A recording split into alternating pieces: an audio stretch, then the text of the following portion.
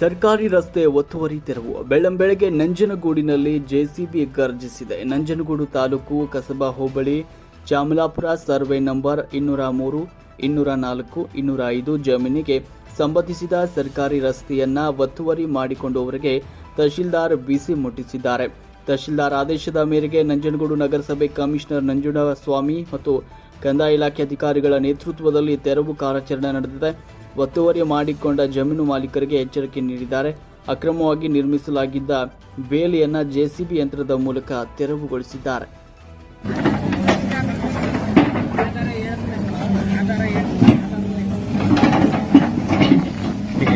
Please.